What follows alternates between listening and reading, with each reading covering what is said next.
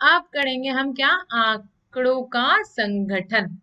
ठीक है, अभी तक हमने क्या करा था, जो हमारे पास आंकड़े आए थे उसको हमने क्या करा था, जो आरेख बनाए थे उस पे क्या करा था हमने, देखिए इस तरीके से निरूपित कर दिया था। ठीक है, उन आलेखों पे निरूपित कर दिया था। अब क्या करना है, हमें आंकड़ों का संगठन करना है। आंकड़ों का संगठन हम कैसे करेंगे कि हमें अलग अलग तरीके के बहुत सारे आंकड़े मिले, बहुत सारी सूचना मिली, पर उसमें से कुछ कुछ चीजें क्या होंगी, कॉमन होंगी। तो हमें जो एक अलग अलग जो विशिष्ट चीजें होंगी, जैसे आप बोले कि जैसे गाजर है ना, तो गाजर आपको लाके देती, मूली आपको लाके देती, आपको आलू लाके देती है। ठीक है, एक इधर एक गाजर रखी, इधर दो गाजर रखी, आप क्या करो, गाजर गाजर को एक तरफ कर दोगे, मूली मूली को एक तरफ कर दोगे, आलू आलू को एक तरफ कर दोगे। ये तो क्या कर दिया आपने, इनको क्या कर दिया, इनको संगठित कर दिया, इनको ऑर्गेनाइज कर दिया। ठीक है, ये बहुत छोटा सा उदाहरण था। चलिए अब आगे बढ़ते हैं, पूरी हम इसकी परिभाषा को समझते हैं क्या होता है। ठीक है, हमें जो मिलता क्या है वो यथा प्राप्त आंकड़े होते हैं, मतलब जैसा हमें मिला वो वैसा हमारे पास होता है, हमारा काम होता है फिर उसको क्या, ऑर्गेनाइज करना। ठीक है, यहाँ पे क्या होता है, प्राय हमें जो उपलब्ध आंकड़े हैं वो असंगठित रूप में प्राप्त होते हैं। ठीक है, अब अर्थपूर्ण निष्कर्ष निकालने के लिए हमें आंकड़ों का एक क्रमबद्ध रूप में संगठित करना होता है।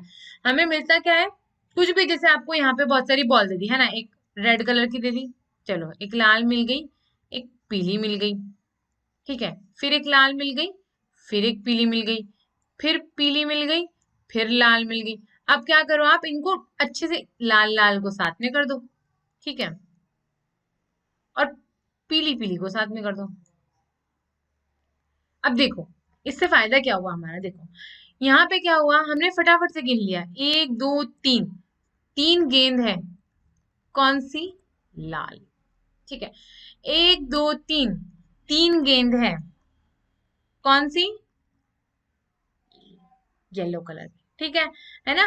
तो ऑर्गेनाइज जब हम कर देते हैं उसको, जब हम संगठित कर देते हैं तो हमें क्या मिल जाता है, यथा मतलब क्या मिल जाता है, हमें क्रमबद्ध रूप में संगठित करने की आवश्यकता होती है, और हमें क्या मिल जाता है, आंकड़ों का संगठन मिल जाता है, ऑर्गेनाइजिंग डाटा मिल जाता है। ठीक है, ऑर्गेनाइज्ड डाटा मिल जाता है। अभी हम क्या कर रहे हैं, उनका संगठित कर रहे हैं, हमें मिलता क्या है, ऑर्गेनाइज डाटा।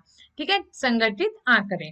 ठीक, और जो ये मिला है ये क्या है, रॉ डाटा, यथा प्राप्त आंकड़े, और ये मिला, ये क्या किया हमने, इसका ऑर्गेनाइजिंग किया। ठीक है, चलिए अब क्या हुआ, अब इसमें हम समझेंगे बारंबारता बंटन। बारंबारता बंटन मतलब कितनी बार कोई चीज आई है, जैसे वो गेंद का भी जो आपको उदाहरण दिया था उसमें पीली गेंद कितनी बार आई, तीन बार, लाल गेंद कितनी बार आई, तीन बार। तो मतलब क्या हुआ, ये उसको हमने, मतलब उसको क्या कर दिया हमने, उसके उनको गिन लिया है ना, किस तरीके से हमने, देखिए जैसे इसमें दिखाया हुआ, विद्यार्थियों का एक समूह है, उनके मनपसंद विषयों के बारे में पूछा गया। ठीक है, एक विद्यार्थियों का एक समूह था, उनसे पूछा गया कि भाई आपको कौन से विषय पसंद है, तो इसके परिणाम की कुछ सूची नीचे दी गई। देखो पहले ने कहा कि मुझे कला पसंद है, किसी ने कहा गणित पसंद है, किसी ने विज्ञान, किसी ने अंग्रेजी, किसी ने गणित, कला, अंग्रेजी। अब देखो इसमें देखो कौन कौन से विषय हैं, सबसे पहले क्या देखेंगे हम, कौन कौन से विषय हैं। देखो क्या मिला हमको, कला, क्या मिला, कला,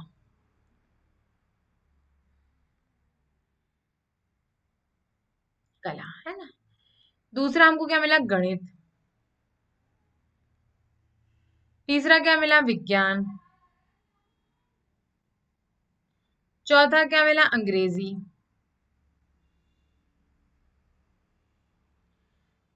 फिर गणित, फिर कला, फिर अंग्रेजी, फिर गणित, फिर अंग्रेजी, कला। इसके अलावा हमें कुछ मिला ही नहीं है ना, क्या मिले, चार विषय मिल गए, एक, दो, तीन, चार। ठीक है, चार विषय मिल गए। अब हमको गिनना है किनको, कैसे, कि कितने विद्यार्थियों को कला पसंद है। ठीक है, अब अगर हम इनको गिन लेंगे, जैसे कला है एक, ये दो, ये तीन, ये चार, ये पांच, ये छह और सात।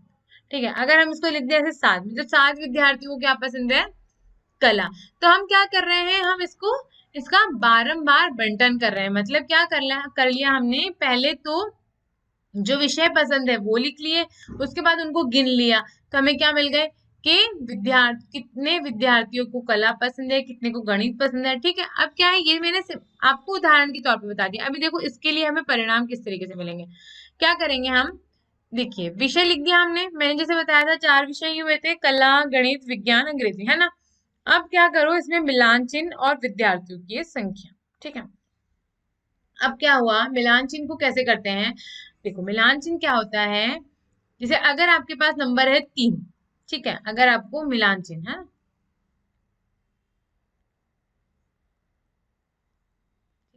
आपके पास नंबर है 3, तो आप कैसे दिखाएंगे उसको, नंबर 3 को 1 2 3 ऐसे दिखाएंगे। ठीक है, अगर आपके पास है नंबर 5, तो आप इसको कैसे दिखाएंगे, 1 2 3 4 5। ठीक है, कैसे दिखाएंगे, 1 2 3 4 और इस तरीके से 5। ठीक है, अगर आपको बोले 7, 1 2 3 4, और ये हो जाएगा, ये तो हो गया 5 और ये हो गया 6 और 7। आई बात समझ में। ठीक है, मतलब क्या हुआ कि आपको 5 का, या तो एक ऐसे होगा, 2 ऐसे होगा, 3 ऐसे होगा, 4 ऐसे होगा, पर जब जैसे 5वां नंबर आता है तो उसको कर देते हैं हम इस तरीके से, क्या कर देते हैं,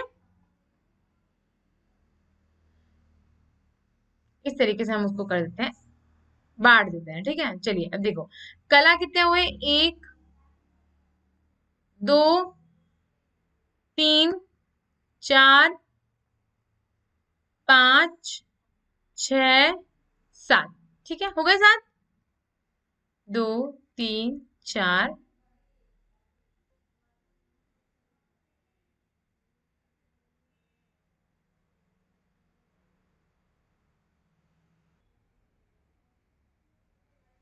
देखिए हो गया 7। ठीक है, एक बार और गिन लीजिए, 1 2 3 4 5 6 और 7। ठीक है, तो हम क्या करेंगे, 1 2 3 4, है ना, और ये हो गई 5 और 6 7, कितने विद्यार्थी हो गए, 7। ठीक है, अब गणित देखो, 1 2 3 4 5, एक बार और गिन लो, 1 2 3 4 5। ठीक है, हो गए 5, 1 2 3 4 और ये 5 लिख दिया हमने 5। ठीक है, विज्ञान को देखो, 1 2 3 4 5 6। ठीक है, 1 2 3 4 5 और 6। ठीक है, 6 हो गए। अब अंग्रेजी कितने बच्चों को पसंद है, तो देखो 1 2 3 4, कितने, 4, 1 2 3 4। ठीक, कैसे दर्शाया हमने, इस तरीके से हम लिखेंगे। सबसे पहले क्या, इसको बोलते, इसको पूरा हमने जब चिन्हों के साथ बताया, इसको बोलते हैं बारंबारता बंटन। ठीक है, तो क्या हुआ, हमने विषय को पहले अलग किया, फिर लिखा मिलान चिन्ह, और फिर लिख दिया विद्यार्थियों की संख्या। अब अगर इसको आपको चेक करना है कि आपने सही गिना है या नहीं, देखो क्या करो, 7 + 4 करो, देखो 7 + 5 + 6 + 4 बराबर कितना होगा, 7 + 5 12, 12 और 8 12 और 6 कितने हो गए, 12 और 6 18, 18 और 4 22। ठीक है, 22 हुए। अब देखो इसको गिन लो आप। ठीक है, ये तो हो गई विद्यार्थियों की संख्या, मतलब विषय भी उन्होंने इतनी बताए होंगे ना, तो देखो इनको गिन लो, 1 2 3 4 5 6 7 8 9 10 11 12 13 14 15 16 17 18 19 20 21 और 22। मतलब हमने क्या गिना, बिल्कुल सही गिना। ये आप इसको एक अलग तरीके से अब इसको चेक कर लीजिए। ठीक है, अब हमने कर दिया बिल्कुल सही, तो इस तरीके से आप क्या बना देंगे, बारंबारता बंटन के लिए एक टेबल बना देंगे, सारणी बना देंगे। ठीक है, चलिए अब क्या हुआ, प्रत्येक विषय के सम्मुख लिखी मिलान चिन्हों की संख्या से हम विशिष्ट विषय को पसंद करने वाले विद्यार्थियों की संख्या प्राप्त करते हैं। कर ली थी हमने, यह संख्या उस विषय की बारंबारता कहलाती है। मतलब कितनी बार वो चीज आई तो उस विषय को क्या बोलते हैं? बारंबारता। उस विषय की बारंबारता फ्रीक्वेंसी कहते हैं। किसी प्रविष्टि की बारंबारता वह संख्या है जितनी बार वह प्रविष्टि आंकड़ों में आती है। मतलब जितनी बार वो चीज आई, ठीक है, तो वो क्या हो जाएगी, उससे हम गिन लेंगे। ठीक है, तो वो क्या कहलाएगी? बारंबारता। और उस प्रविष्टि की जो एंट्री है, जैसे मतलब जो सब वो था, मैथ्स था, ठीक है, गणित था, कला था, अंग्रेजी था, तो अंग्रेजी की बारंबारता कितनी हुई थी? हमने देखी थी 4। ठीक है, गणित की कितनी हुई थी? गणित की हुई थी 5। ठीक है, विज्ञान की बारंबारता कितनी हो गई? 6। और कला की बारंबारता कितनी हो गई? 7। मतलब सबसे ज्यादा कौन सा विषय पसंद हुआ? कला। ठीक है, पर बारंबारता अगर हम इसकी बोले तो क्या होगा? कला की बारंबारता हो गई 7, गणित की हो गई 5, विज्ञान की हो गई 6 और अंग्रेजी की हो गई 4। ठीक है, मतलब हर प्रविष्टि की बारंबारता की वह संख्या है जितनी बार वह प्रविष्टि आंकड़ों में आती है।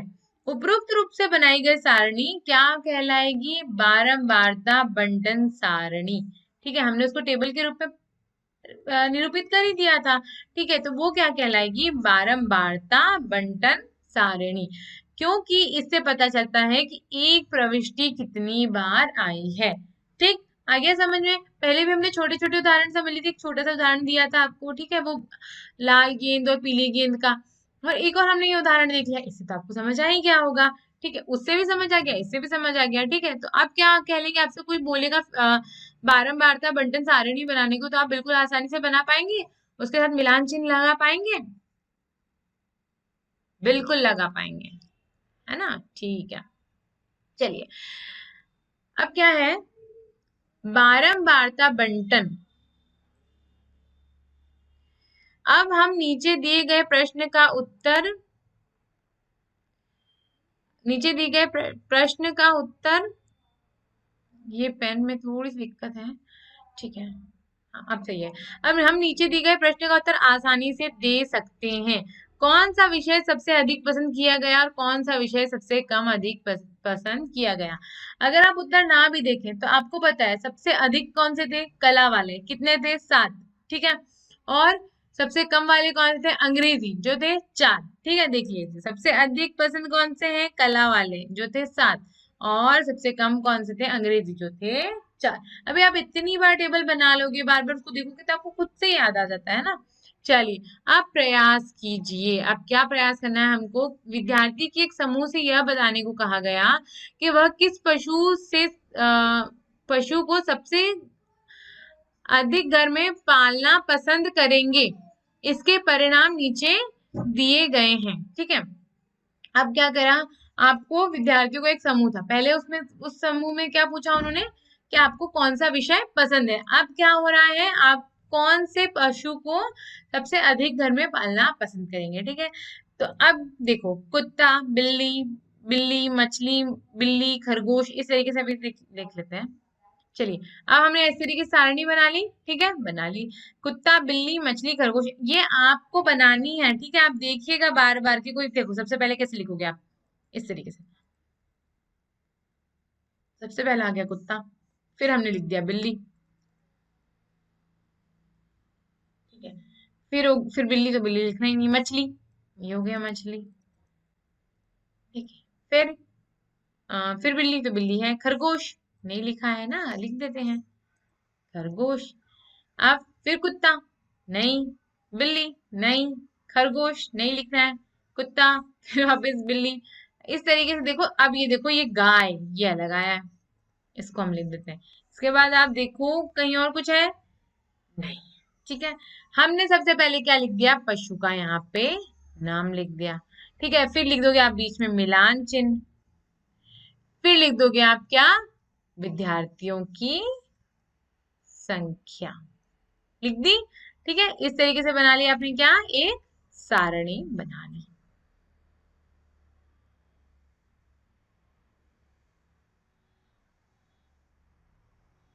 और इस सारणी को आप पूरा कर दो बंद।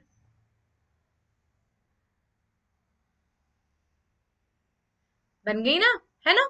ऐसी सारणी बनानी है हमको। ठीक है, ये बनी हुई है। अब देखो, अब आप गिनो, सबसे पहले कुत्ता कितनी बार आया है ना, देखो एक, ये दो, ये तीन, ये चार, ये पांच, ये छह, सात, आठ, नौ, 10। ठीक है, 10। अब 10 बना लेते हैं। दो, तीन, चार, ये हो गया पांच, छह, सात, आठ, नौ, ये हो गया 10। हो गए 10। ठीक है, अब बिल्ली गिनो।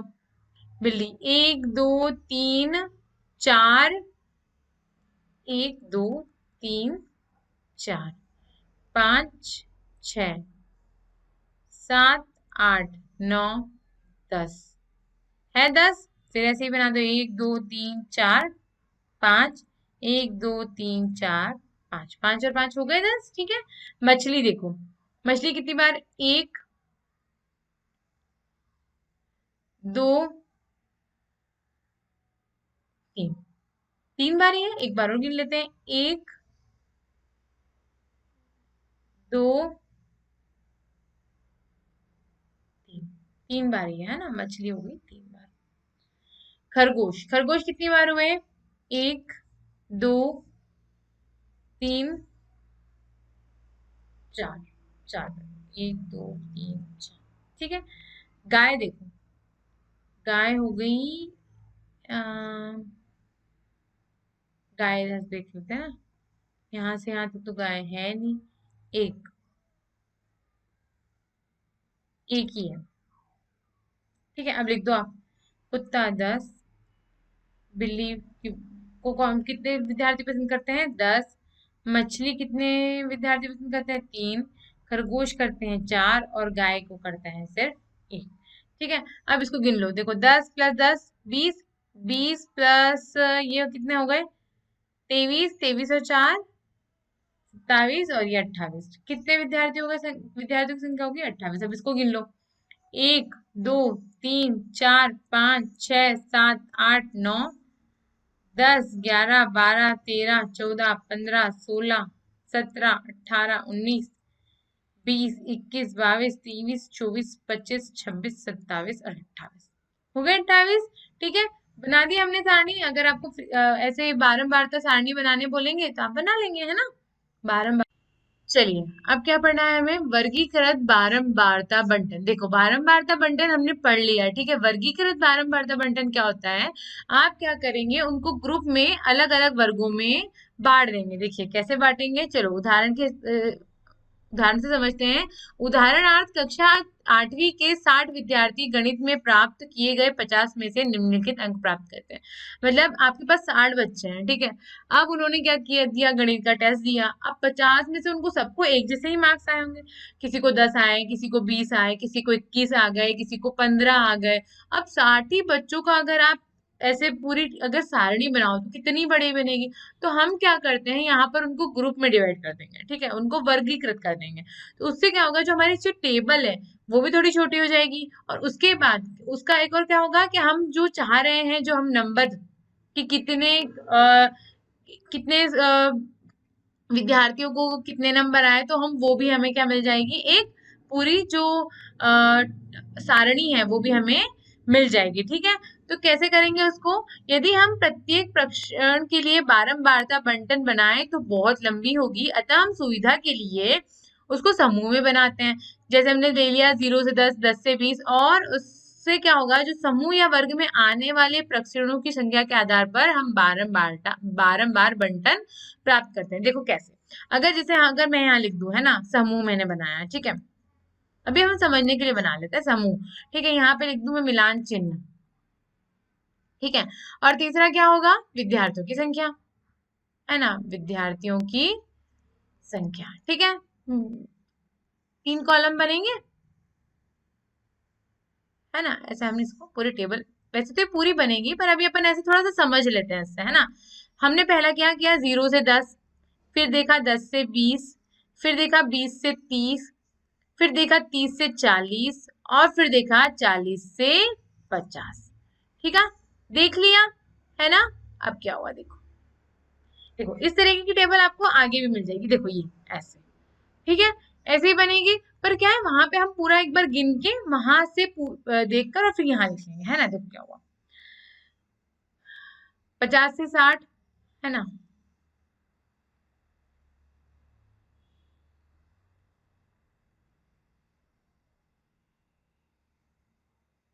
50 से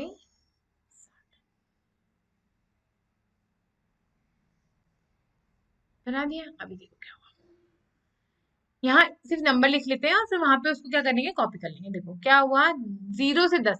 अब देखो 0 से 10 और 10 से 20, इधर भी 10 इधर भी 10, तो दोनों तरफ हम ले लेंगे क्या नंबर उसके, नहीं हम क्या करेंगे, जो ऊपर वाला नंबर है हम वो लेंगे। जैसे 0 से 10 है तो यहाँ तक हम 9 तक ही लेंगे। यहाँ 10 से 20 है तो हम 10 से 19 तक ही लेंगे। यहाँ 20 से 30 है तो हम क्या लेंगे, 20 से 29 तक लेंगे। और 30 से हम लेंगे 39 तक, और 40 से हम लेंगे 49 तक। ठीक, 49 तक, ठीक है ना। इस तरीके से तो क्या हुआ, 21, 10।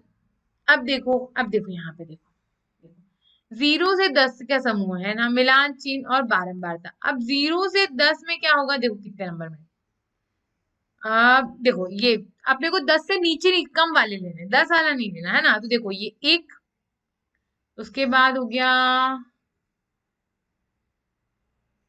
और ये हो गया 2, ठीक है, 2 हुए, ठीक है। अब देखो क्या करेंगे, मिलान चिन्ह बना दे हम 2, और यहाँ लिख दे हम 2, ठीक है। अब देखो फिर 10 से 20 देखना है ना, 10 से 20 तो एक, और ये हो गया 2, और 3, 4, 5, 6, 7, 8, 8 और 9, 10, हो गए 10। देखो अब इसमें 20 भी आया था ना यहाँ बीच में, पर हमने 20 गिना नहीं, हमें जो ऊपर वाली संख्या है उसको लेना है, नीचे वाली को नहीं लेना है, ठीक है। तो क्या कितने हो गए, 10, है ना। देखो 10, 1,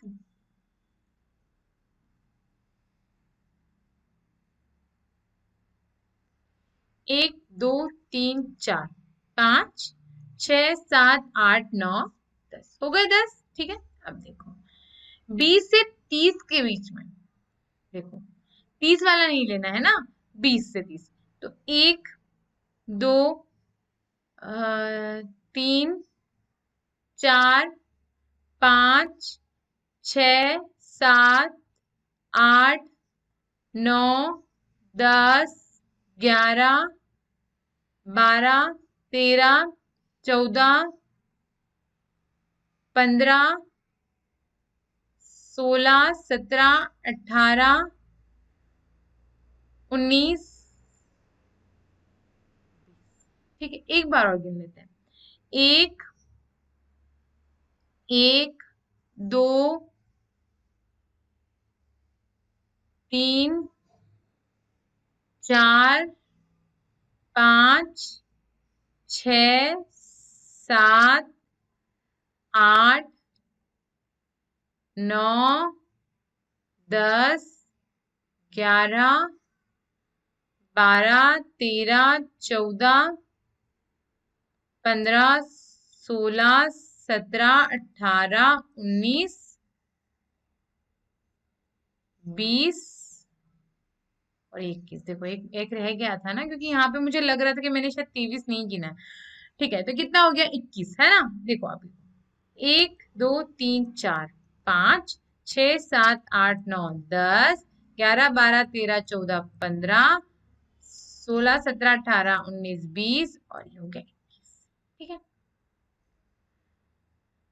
हमने 20 से 29 तक को लिया, 30 को नहीं लिया, ठीक है। अब हम लेंगे 30 से 39 तक, ठीक है। अब देखो 30 से 39 तक लेना है ना।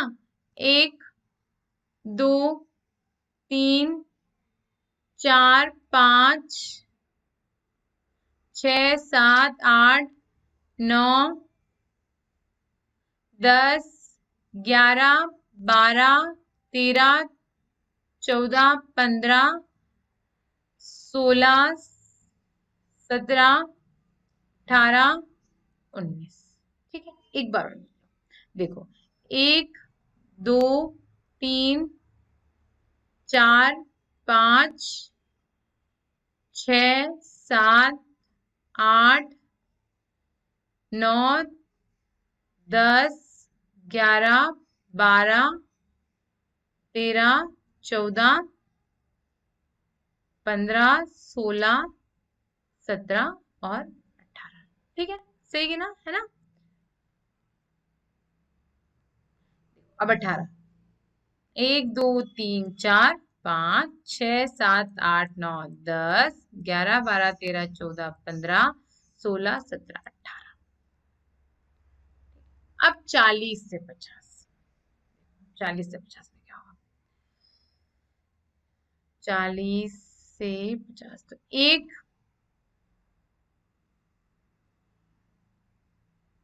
2, 3, 4, 5, 6, 7। ठीक है, कितने हो गए? 7, है ना।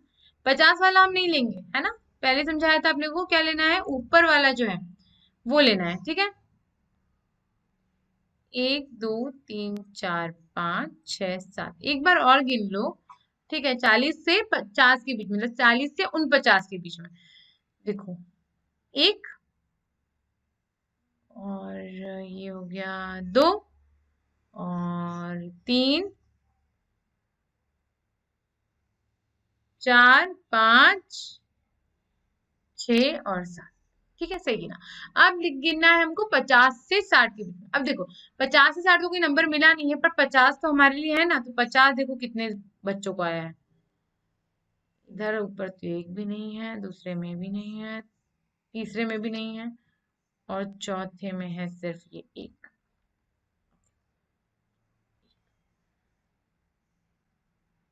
ठीक है, उपरोक्त प्रकार से प्रस्तुत आंकड़े वर्गीकृत आंकड़े कहलाते हैं। देखो, और ये जो प्राप्त बंटन है ये क्या कहलाया? वर्गीकृत बारंबार बंटन कहलाया, ये वाला जो है ये। ठीक है, अब देखो इसको गिन लो। 2, 10,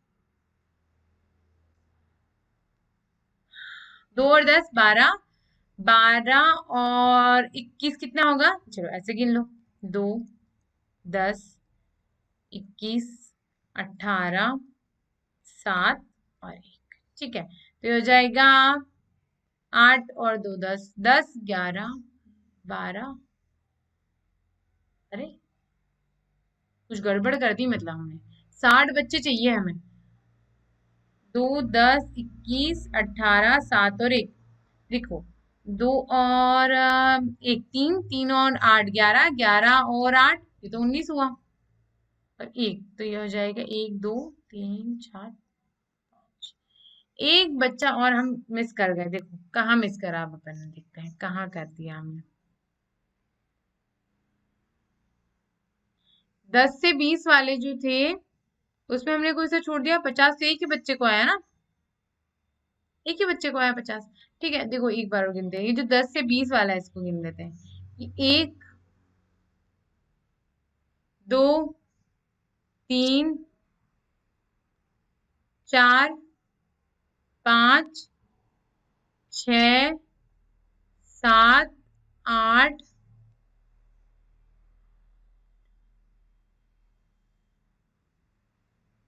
9 और 10। सही है,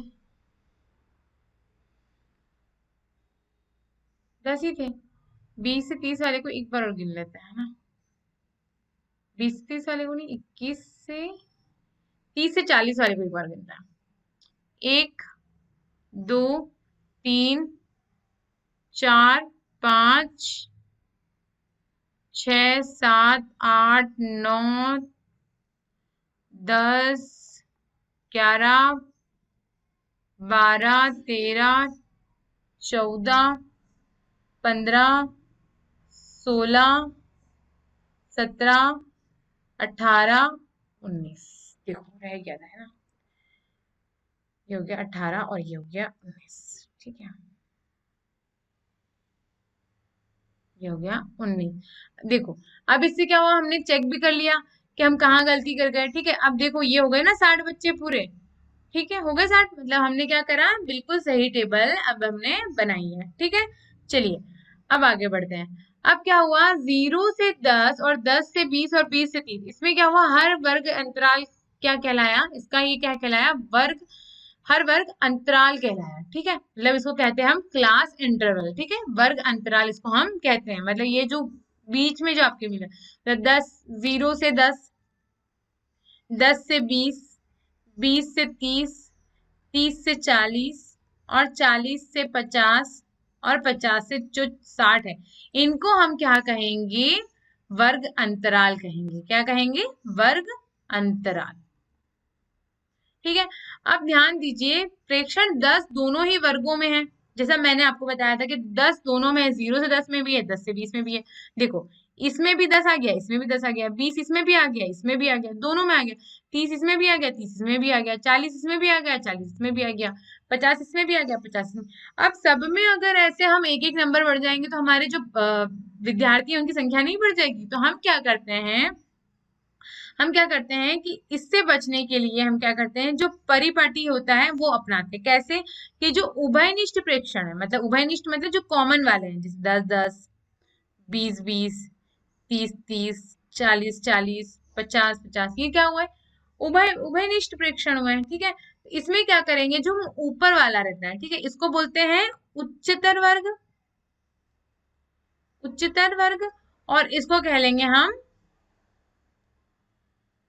देखो 10 वर्ग अंतराल 10 में सम्मिलित है, हाँ ठीक है, तो इसको कह लेंगे हम उच्चतर वर्ग, और ये वाले हो जाएगा निम्न वर्ग। ठीक है, मतलब ये वाला तो हो गया निम्न, ठीक है, 0 वाला हो गया निम्न, ठीक है, और जो ऊपर वाला हो गया वो उच्चतर, जो नीचे वाला हो गया उसको याद रख लो कि निम्न वर्ग कहलाएगा, और जो ऊपर वाला है वो उच्चतर कहलाएगा। तो जो निम्न वाला होता है उसको हम क्या करते हैं, सम्मिलित करते हैं, और जो उच्चतर वाला होता है उसको हम सम्मिलित नहीं करते हैं। हम क्या करेंगे, उच्चतर वर्ग में सम्मिलित होगा तो क्या करेंगे, 10 वर्ग में उसको सम्मिलित है तो 0 से 10 में उसको सम्मिलित नहीं करेंगे। मतलब क्या करेंगे,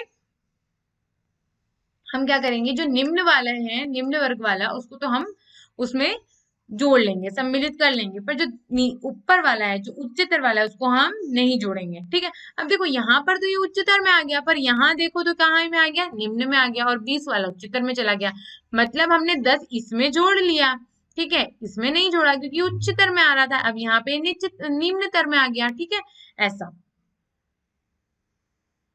निम्नतर में नहीं, निम्न वर्ग में आ गया। ठीक है, अब देखो 10 निम्न वर्ग में हो गया, 20 उच्च वर्ग में हो गया। इसी प्रकार वर्ग अंतराल 20 से 30 में 20 निम्न वर्ग सीमा है और 30 क्या है, उच्च वर्ग सीमा है। ध्यान दीजिए कि वर्ग अंतरालों 0 से 10, 10 से 20, 20 से 30, इसमें प्रत्येक में जो उच्च वर्ग सीमा है और जो निम्न वर्ग सीमा का अंतर है इस स्थिति में 10 है। इसके लिए हम क्या करेंगे, ये क्या कहलाया, इसके जो वर्ग है वो अंतराल की चौड़ाई या माप कहलाएगा। मतलब इसके अंतराल का क्या होगा, अगर आपसे पूछे किसी भी टेबल में दे दिया, जैसे अब ये 0 से 5 चल रहा है, ठीक है, ये 5 से 10 चल रहा है, तो इसमें क्या अंतराल हो गया, इसमें 5 का अंतराल हो गया। अगर वो बोले 100 से 200 चल रहा है,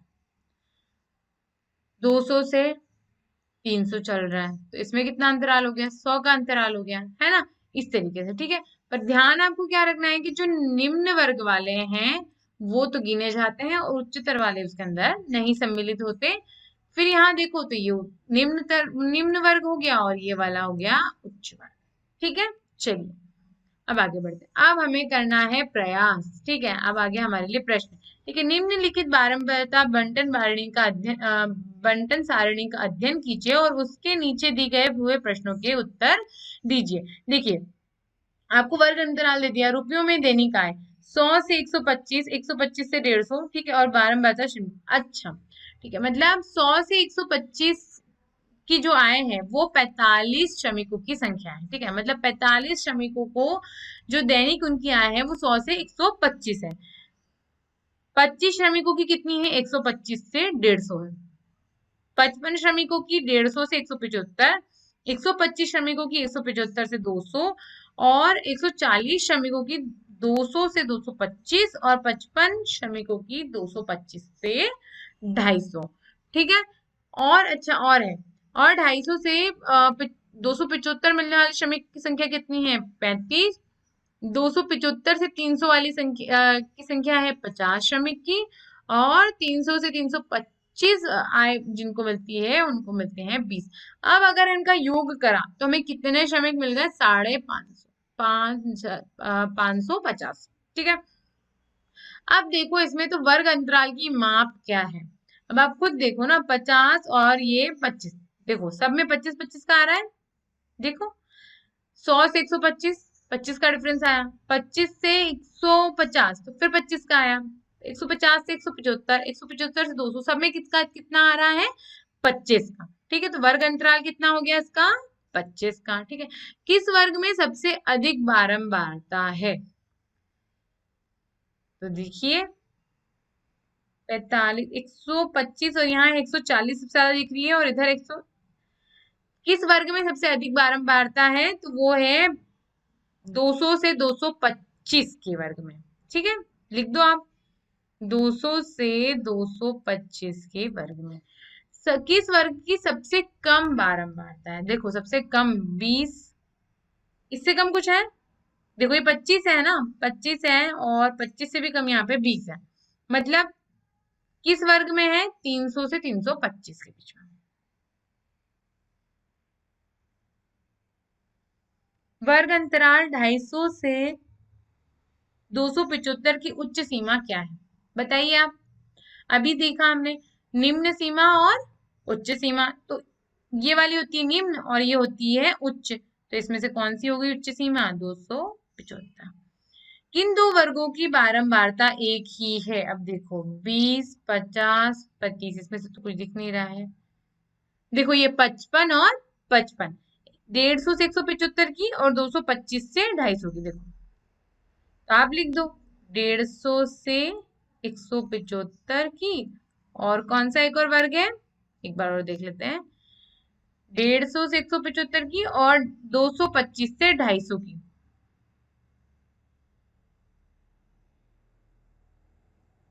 ओके, 55 और